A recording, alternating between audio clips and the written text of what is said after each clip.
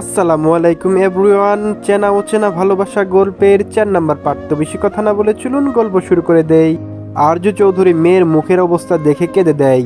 তার একমাত্র আদরে মেয়ে, তিনি তাড়াতাড়ি করে মেয়েকে হাসপাতালে নিয়ে যায়। 20 তলা বিল্ডিং এর সবার উপরে বসে আছে সওয়াফ। তার সামনে বসে আছে মেলিসা খান, খান গ্রুপের চেয়ারম্যান মেলিসা খান।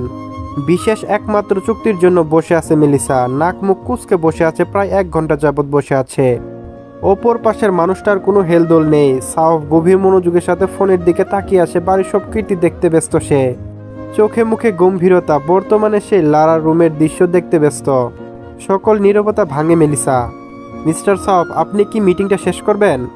বাচ্চাদের মতো ফোন দেখতে ব্যস্ত। এত বড় একটা প্রতিষ্ঠানের মালিক হয়ে হেলানি করছেন আপনি।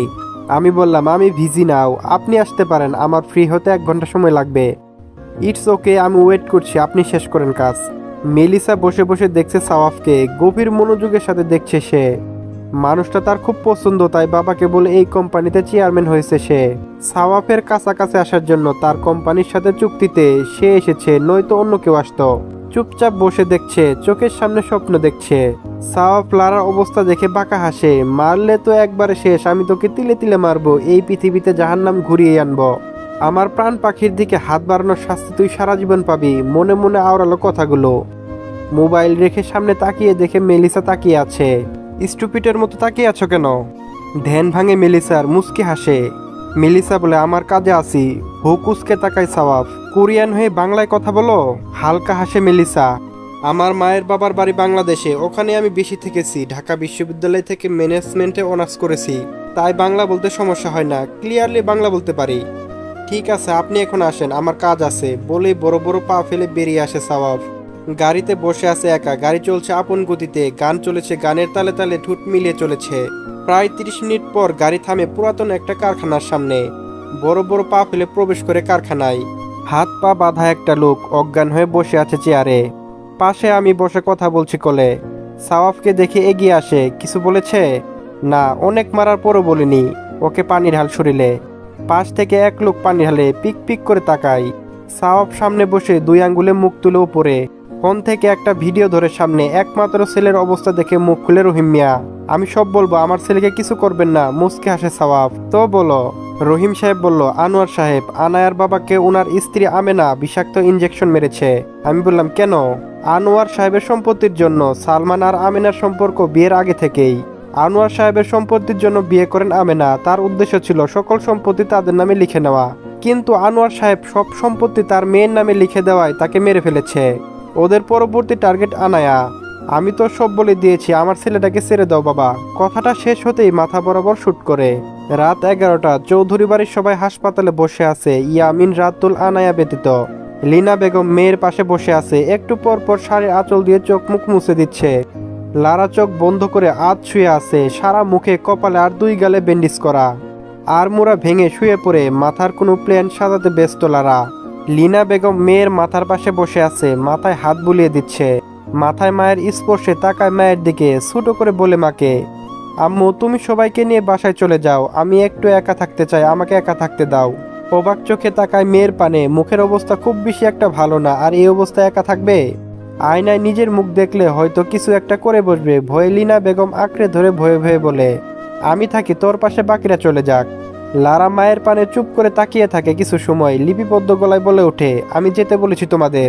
লিনা বেগম আর কথা বাড়ায় না, চুপচাপ রুম থেকে বেরিয়ে যায়।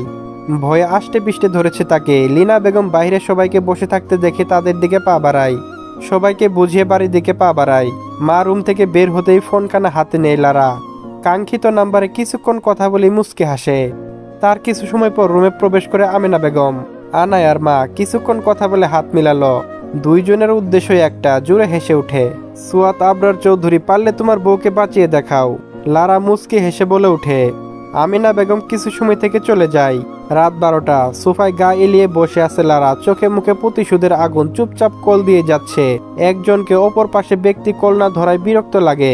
11টা কলের পর রিসিভ করে 10 মিনিটের ভিতর হাজির হতে বলে কল কেটে শুয়ে পড়ে আগের ভঙ্গিতে। চুপচাপ শুয়ে আছে আর প্ল্যানিং সাজাতে ব্যস্ত লারা। উপর হয়ে শুয়ে আছে আবরার, চুলগুলো এলোমেলো হয়ে মুখের সামনে পড়ে আছে। সারাদিনের ক্লান্তি মেটাতে ব্যস্ত। প্রিয়সীকে দেখে আবরার। তার পাশে বসে আছে অমি। ছেলেটা সবসময় গম্ভীর মুখে তাকে সিরিয়াস ভঙ্গিতে থাকে। মাফিয়া জগতের একমাত্র বিশ্বস্ত বন্ধু অমি। অমি বসে ল্যাপটপে কাজ করতে ব্যস্ত, অপর পাশে আবরার মোবাইলের দিকে তাকিয়ে আছে। আর চোখে আমি একবার তাকাই আবরারের পানে, একটু পর মুচকি হাসে। আবরার ভৌ কুচকে তাকাই, ফোনের দিকে চোখ রেখে বলে ওঠে, ক্যামেরা লাগিয়েছিস? আবরার ছোট করে উত্তর দেয়, সুহান রুমে ঢুকতে ঢুকতে বলে ওঠে, ভাই মানলাম তোর বউ তুই দেখবি, তাই বলে তুই লারা রুমেও লাগাবি? আবরার কিছু বলে না, চুপচাপ ফোন দেখতে ব্যস্ত। আনায়ার সাথে মাঝে মাঝে টাইপ করছে। কোনো উত্তর না পেয়ে উমি আবার বলে ওঠে, কয়টা ক্যামেরা? আবরার ফোনের দিকে চোখ রেখে জবাব দেয়, আমার রুমে 102টা, লারার রুমে 2টা, আর্য চৌধুরীর রুমে 4টা, এখন হাসপাতালে 3টা। উত্তর শুনে মাথা ঘুরে যায় সোহানের। হাসপাতালে? জীবন যখন দুর্বিষহ হয়ে ওঠে, জীবন যখন ফিকে আসে জীবনের সমস্ত রং, তখন জীবনে এমন কারো আগমন ঘটে যে কিনা রংচটা জীবনে রঙিন হয়ে আসে। এক মেয়ে। আবরার আনায়ার জীবনে এসেছে সকল দুঃখ, একাকিত্ব, সকল কিছু। একমাত্র সঙ্গী এই মানুষটার সাথে আনায়াসে সারা জীবন কাটিয়ে দিতে পারবে আনায়া। এসব কিছু ভেবে মুচকি হেসে ওঠে। হঠাৎ ফোনের শব্দে ধ্যান ভাঙে, মোবাইলে হাতে নিতে মুখে মিষ্টি হাসি ঝিলিক দেখা যায়। প্রিয় মানুষের একটা টেক্সট মানে ভিতরে কি পরিমাণ প্রশান্তি দেয় তা হয়তো বলে বোঝানো মতো না। জান পাখি আবরারে মেসেজ পড়েই মুচকি হাসে। টেক্সট দিয়ে কল দেয় আবরার। ফোন রিসিভ হতেই অপর পাশ থেকে আবরার হালকি সুরে বলে ওঠে, তুমি রুমে ড্রেস চেঞ্জ করবা না, আর রাতে ঘুমানোর সময় ওড়না পরবা না। লজ্জায় মাথা নিচু করে ফেলে আনায়া। অবাকে সর্বোচ্চ চূড়ায় চলে যায় আনায়া। কি বলে এইসব? আমি কি পড়ি না কি করি সব কি করে জানে? রুমে ক্যামেরা লাগানো না তো আবরার? শুকনো ঢুক গিলে আপনি কি করে জানলেন? আনায়া মাথা নিচু করে তুতলিয়ে বলে ওঠে, রাত 1:45 ছুঁই ছুঁই, শেষ ট্রেনটাও ছেড়ে গেছে সেই কতক্ষণ আগে। ধরনের সব প্রাণী ঘুমে অচেতন। ঘড়ির কাঁটার টিকটিক আর কিছু অসুস্থ মানুষের গাঢ় নিঃশ্বাসের শব্দ বাজে, কিছু শোনা যাচ্ছে না। নিস্তব্ধ হাসপাতালে মানুষের কোনো আনাগোনা নেই। সারাদিনের ক্লান্তি শেষে সবাই এখন বিশ্রাম নিতে ব্যস্ত। কিছু সময় পর পর জলপাই রঙের পোশাকের উপর সাদা অ্যাপ্রন পুরোহিত একমাত্র নির্ঘুম মানুষটি পায়চারি করেছেন। কখন ওষুধ, কখনো স্যালাইন, কখনো ইঞ্জেকশন দিচ্ছেন। এই ব্যতীত আর কোনো মানুষের আনাগোনা নেই। কর্নারে ভিআইপি কেবিনে শুয়ে আছে লারা। এক হাতে মাথা নিচে, আরেক হাত চোখের উপরে দিয়ে শুয়ে আছে। ছোট ছোট পায়ে রুমে প্রবেশ করে 59 বছরের একটা লোক।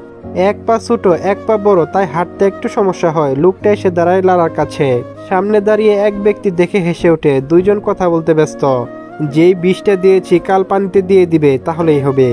ভিক্ষা করে খাইতে পারি, কিন্তু মানুষের মারা কামে টাকা বেশি দিতে হইব। পান খাওয়া দাঁতগুলো বের করে হেসে ওঠে রফিক মিয়া। লারা বলে, ঠিক আছে, কাজ ভালো করে শেষ করতে পারলে তুমি 5 লাখ পাবে। পিছনের দিকে এগিয়ে বলে, আনায়ার ভার্সিটির সামনে রফিক ভিক্ষা করে, মাঝে পানিও বিক্রি করে। আনায়াকে মারার জন্য ভাড়া করেছে লারা আর আনায়ার মা আমেনা বেগম। দুইজন এই লোককে 5 লাখ টাকার বিনিময়ে ভাড়া করেছেন।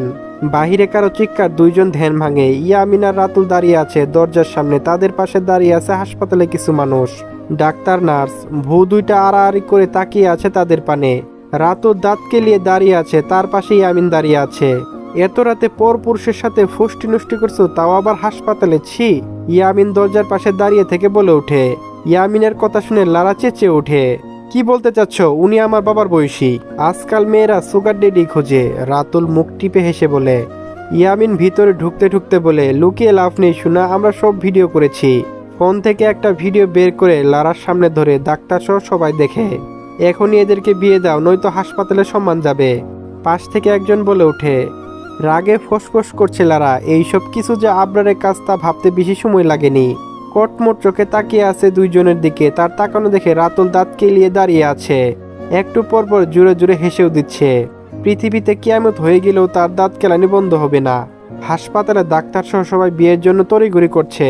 ঢাকা শহরের নাম করা হাসপাতালে যদি রাতের ভিতর বিয়ে না দেয়, তাহলে হাসপাতালের নামে সকালে নিউজ বের হবে। তার উপরে চৌধুরী বাড়ির মেয়ে। ইয়ামিন সবাইকে দাঁড় করিয়ে রেখেছে, নয়তো অনেকক্ষণ আগে বিয়ে হয়ে যেত। চৌধুরী বাড়িতে কল দিয়েছে, তাদের সামনে এই বিয়ে পড়াবে বলে জানিয়ে দিয়েছে ইয়ামিন। হালকা হেসে দাঁড়িয়ে আছে। তার পাশে হাসপাতালে বড় ডাক্তার মহসিন দাঁড়িয়ে আছে। চুপচাপ অপেক্ষায় আছে চৌধুরী বাড়ির লোকেদের জন্য। চৌধুরী বাড়ি সবে মাত্র হাসপাতাল থেকে এসেছে সবাই। ক্লান্ত শরীরটা বিছানায় এলিয়ে দিয়েছে নীলা বেগম আর আজিম চৌধুরী। চোখ লেগে আসে দুজনের। হাসপাতালে ডাক্তারের নাম্বার থেকে কল আসায় চোখ খুলে আজিম চৌধুরী।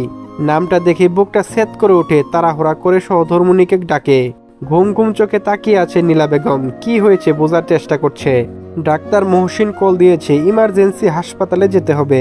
চলবে, পরবর্তী পার্টও আপলোড দেওয়া হয়েছে, তো লিংক এই ভিডিওর ডিসক্রিপশন বক্স এবং ফার্স্ট কমেন্টে দেওয়া থাকবে এবং স্ক্রিনেও ভেসে উঠবে, সেখানেও ক্লিক করে দেখে নিতে পারেন এবং আমাদের ওই চ্যানেলটাও সাবস্ক্রাইব করে রাখবেন। ধন্যবাদ।